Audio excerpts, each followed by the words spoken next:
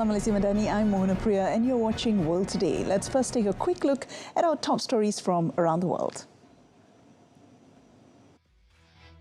Donald Trump is looking to US-Iran talks in Oman to determine whether a deal can be struck with Iran amid a US military buildup in the region. White House Press Secretary Caroline Leavitt said diplomacy is always his first option when it comes to dealing with the countries all around the world. She added that Special Envoy Steve Witkoff and Jared Kushner will be traveling to Oman for the talks. United Nations Secretary-General is extremely concerned about Cuba's worsening humanitarian situation, warning of possible collapse. Spokesperson Stefan Dujarric called for an end to Washington measures of blocking fuel shipments to the island. Dujarric also said that the Secretary-General urges all parties to pursue dialogue and respect for international law.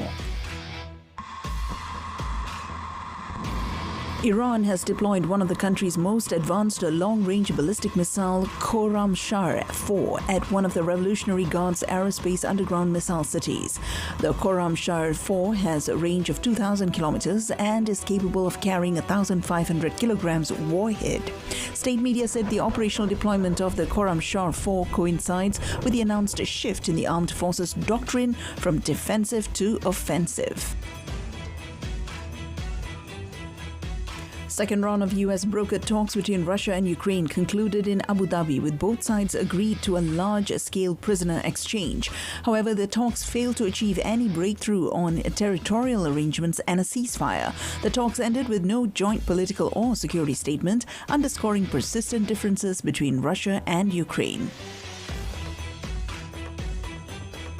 Malaysia and India will discuss a review of their bilateral free trade agreement during Prime Minister Narendra Modi's visit to Malaysia. The move is part of efforts to enhance bilateral trade of the two countries. Malaysia and India are cooperating under ASEAN to push for an early conclusion of ASEAN-India Trade in Goods Agreement.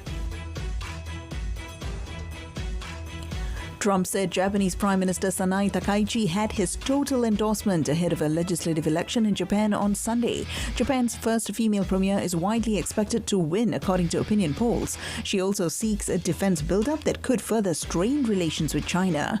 Analysts say a landslide win for Japan's ruling Liberal Democratic Party, LDP, at Sunday's election will be good for the yen. Amazon joined its big tech peers in projecting massive capital expenditures in 2026. The company said it expects to invest about $200 billion in capital expenditures across Amazon in 2026. Shares of the company fell nearly 8% in extending trading after its forecast for operating income in the range of $16.5 billion to $21.5 billion in the first quarter fell below an estimate.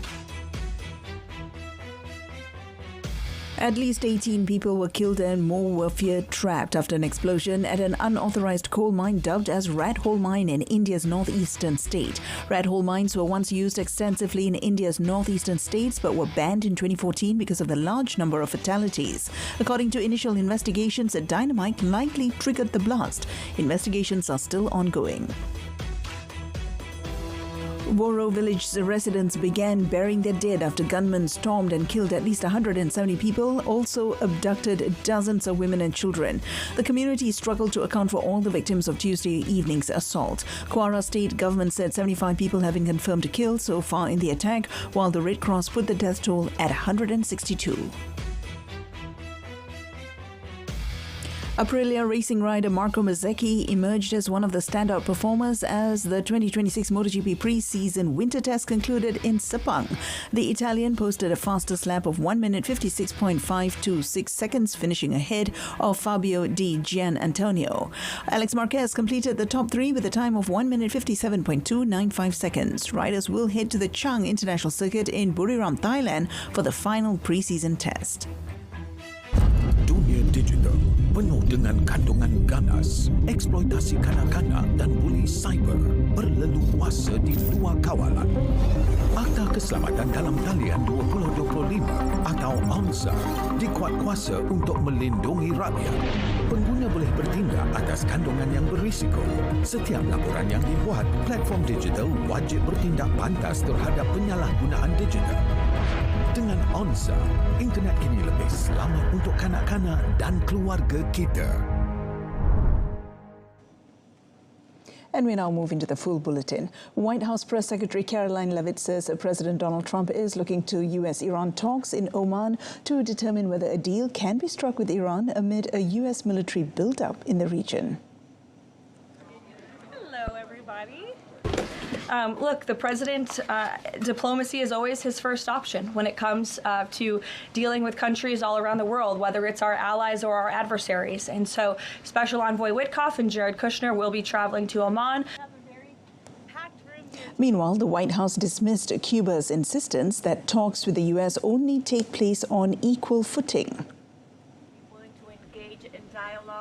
I think the fact that the Cuban government is on its last leg and its country is about to collapse, they should be wise in their statements directed towards the President of the United States. But as I just reiterated, the President is always willing to engage in diplomacy, and I believe that's something that is taking place, in fact, with the Cuban government. For those talks. United Nations spokesperson Stéphane Dujarric said that the Secretary General is extremely concerned about Cuba's worsening humanitarian situation, warning that it could collapse if the country's oil needs are not met. He pointed to the impact of U.S. measures blocking fuel shipments to the island and reiterated long-standing calls by the UN General Assembly to end the U.S. embargo. More than 3 decades, the General Assembly has consistently called for an end to the embargo imposed by the United States on Cuba. The Secretary General urges all parties to pursue dialogue and respect for international law.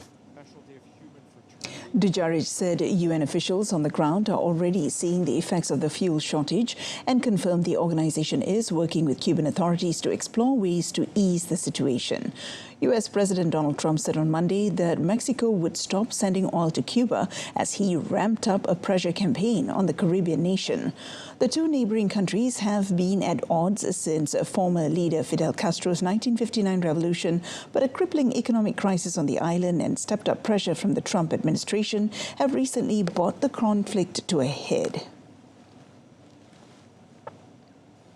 Meanwhile, Trump on Thursday said Japanese Prime Minister Sanae Takaichi had his total endorsement ahead of a legislative election in the East Asian country on Sunday. Now, Trump added that they would also meet at the White House on 19th of March. Japan's first female premier, whose coalition is widely expected to win, according to opinion polls, is seeking a public mandate for spending plans that have rattled investors. She also seeks a defense build-up that could further strain relations with China.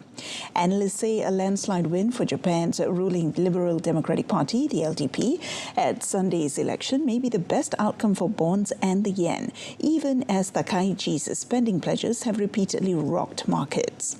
Now, the vote has investors on edge because fiscal worries have sparked a stomach-churning sell-off in the currency and bond markets, and a further leg lower would likely reverberate globally.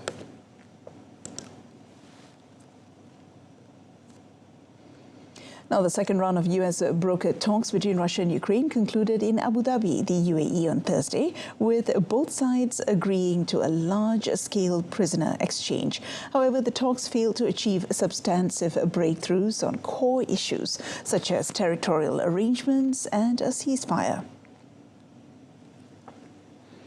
According to Ukraine, the talks were conducted trilaterally before moving to group consultations. Ukraine's National Security and Defense Council Secretary Rustem Umerov said the Ukrainian delegation sought a dignified and lasting peace without disclosing specific outcomes. The head of Ukraine's presidential office said the trilateral negotiations had been truly constructive, thanking the US and the UAE for their mediating roles. Russia's presidential special envoy Kirill Dmitriev said on Thursday that there was progress and a positive movement forward in peace talks with Ukraine. The talks ended with no joint political or security statement, underscoring persistent differences between Russia and Ukraine on key matters, including territorial disputes, ceasefire arrangements, and security guarantees. Iran's state-run television channel on Thursday reported that one of the country's most advanced long-range ballistic missile, Khorramshahr-4, has been deployed at one of the Revolutionary Guard's aerospace underground missile cities.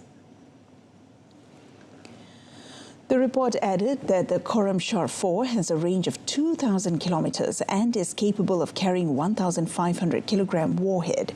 Iranian state media said that the operational deployment of Khorramshahr 4 in missile cities on Wednesday coincides with the announcement shift in the armed forces doctrine from defensive to offensive. It claims to carry a clear message to regional and extra-regional adversary. Iran, which is set to resume nuclear talks with the US on Friday in Oman, has always warned its formidable ballistic missile program, one of the biggest in West Asia, is a red line in any negotiation. The previous test of Iran's missile capabilities occurred during the 12-day war in June 2025 with Israel, during which Tehran fired salvos of ballistic missiles into Israel. The assault wrecked dozens of buildings and apartment blocks in central and northern Israel. Russia on Thursday said it was expelling a German diplomat after Berlin last month threw out a Russian official it accused of being a spy handler. Now, the foreign ministry said it had issued a note of declaring a diplomatic employee of the German embassy in Moscow persona non grata in what was a symmetrical response. Moscow also rejected Germany's accusations of espionage as baseless and accused Berlin of whipping up a spirit of spy mania. Germany in January summoned Russia's ambassador and ordered the expulsion of a diplomat suspected of being the handler of a woman arrested on espionage charges. Russia at the time dismissed the allegations as baseless and vowed a response. German Foreign Minister Johann Wadefull on Thursday called the expulsion completely unacceptable. Western states have ejected dozens of alleged Russian spies over the last decade as relations soured even before the war in Ukraine. The expulsions have typically triggered a tit-for-tat response from Moscow. British Prime Minister Keir Starmer launched a fierce attack on his former US Ambassador Peter Mandelson on Thursday, seeking to subdue anger from across British politics. Now, Starmer is under huge pressure, including from lawmakers in his own Labour Party, over the decision to make Mandelson Britain's envoy to Washington in December 2024.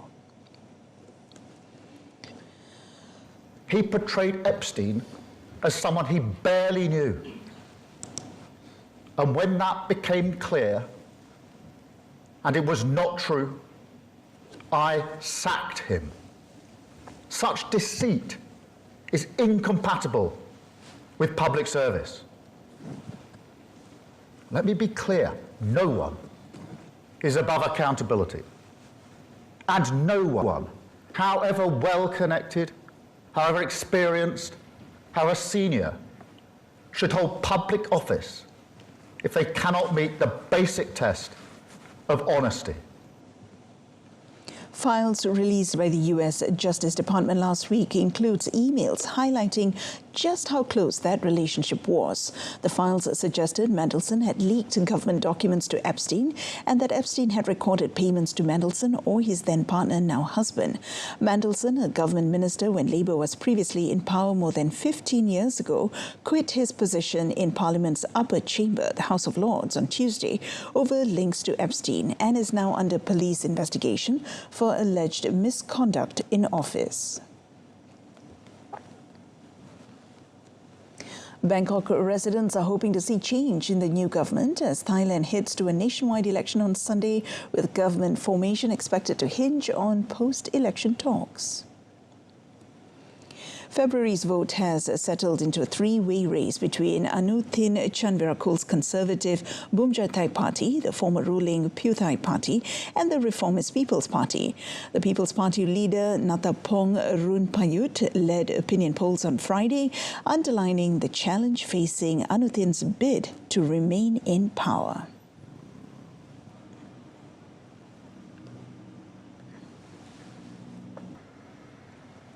เราก็อยากให้เขาขึ้นมานะถ้าพูดกันตามตรงก็คือว่าเฉพาะความคิดของผมนะส่วนตัวผมเลยผมอยากให้เขาขึ้นมาทำอยากจะลองอ่ะคือว่าอยากลองอ่ะมึงเก่งจริงมึงทำเลย4 ปีเนี่ยคนเรามันได้แค่4 ปีมึงขึ้นมามึงไม่เก่งจริง4 ปีมึงก็หมดไปมึงก็เลือกคนอื่นมาดิมึงทำไมพวกมึงไม่ยอมอ่ะมึงหัวโบราณอ่ะมึงแก่แล้วอ่ะมึงยอมรับไม่ได้ว่าเด็กรุ่นใหม่เขาเก่งกว่าก็อยากจะให้แบบว่าคนที่ได้อะค่ะมาพัฒนาประเทศแล้วก็คิดว่าไม่อยากให้แบบว่ามีการโกงแล้วก็ไม่อยากให้มีแบบอารมณ์แบบสีเทาเกิดขึ้น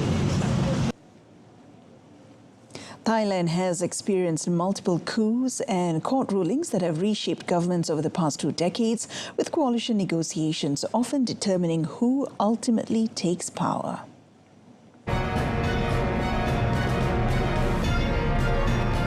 Up next, at least 18 killed in India's rat hole mine explosion. Stay tuned.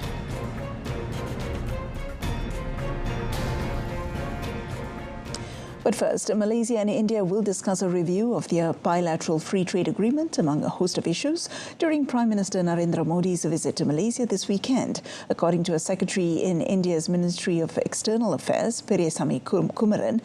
Now, the move is part of efforts to enhance bilateral trade in a balanced and sustainable manner. Malaysia and India are cooperating under ASEAN to push for an early conclusion of the ongoing review of the ASEAN-India Trade in Goods Agreement. The two countries are also discussing a joint review of the Malaysia-India Comprehensive Economic Cooperation Agreement. The Malaysia-India Trade Pact, which covers trade in goods and services as well as investments, was signed in February 2011 and came into force on 1st July that year. Modi and Malaysian Prime Minister Datuk Seri Anwar Ibrahim are expected to hold wide-ranging talks in key areas such as trade, investments, defence, semiconductors, digital technologies, renewable energy, education, healthcare and people-to-people exchanges. The value of annual bilateral trade is around $20 billion, and there has been a significant rise in two-way travel. Amazon on Thursday joined its big tech peers in projecting massive capital expenditures in 2026. The freshest sign yet that tech companies will not be hitting the brakes on their hefty AI investments anytime soon. Now, the company said it expects to invest about $200 billion in capital expenditures across Amazon in 2026. Shares of the company fell nearly 8% in extending trade after its forecast for operating income in the range of $16.5 billion to $21.5 billion in the first quarter fell below an estimate of $22.04 billion. Big tech is spending enormous amounts of money on processors, data centers and networking equipment as the companies rush to build out their AI infrastructure. The top 4 hyperscalers, Amazon, Microsoft, Alphabet, Google and Meta, are expected to collectively spend more than $500 billion this year. However, tech earnings over the past few days have shown that Wall Street has a clear message for tech companies. Soaring AI spending can continue only if companies show commensurate operational or financial returns. At least 18 people were killed and more were feared trapped after an explosion at an unauthorized coal mine in India's northeastern state of Meghalaya. The incident was the latest in a series of similar incidents in the region over the past few years. Officials said the blast took place at around 11 a.m. local time in a rat hole mine in the East Jaintia Hills district. According to initial investigations, dynamite likely triggered the blast, but investigations are still ongoing. Rat hole mines were once used extensively in India's northeastern states, but were banned in 2014 because of the large number of fatalities and the damage caused to the environment. Local police were on the scene and have been conducting rescue operations, but attempts to reach the miners have been suspended due to a lack of equipment. A total of 63 people have died during illegal rat hole mining in the northeastern states of Assam and Meghalaya since 2012, according to a federal government estimate. Residents of Woro in Kwara State began burying their dead on Thursday after gunmen stormed the village in western Nigeria, killing at least 170 people and abducting dozens of women and children in one of the region's deadliest attacks in recent months. Mass graves were dug with sand and leaf branches as a cover as the community struggled to account for all the victims of Tuesday evening's assault. The Kwara state government said 75 people have been confirmed killed so far in the attack on Woro community in Kayama local government area, although the Red Cross puts the death toll at 162 as of Wednesday evening. Muhammadu Muhammad, a Kwara resident, said he lost 3 children in the attack.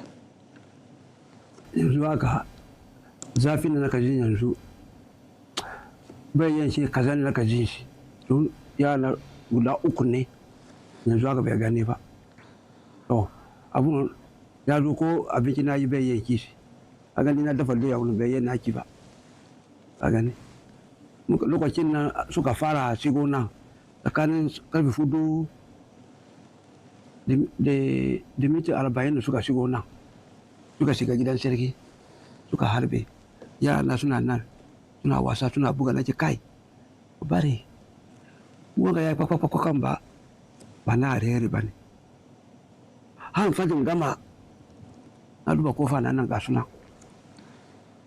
kowa ya wace. Another resident, Usman, said the community could not account for the full number of deaths.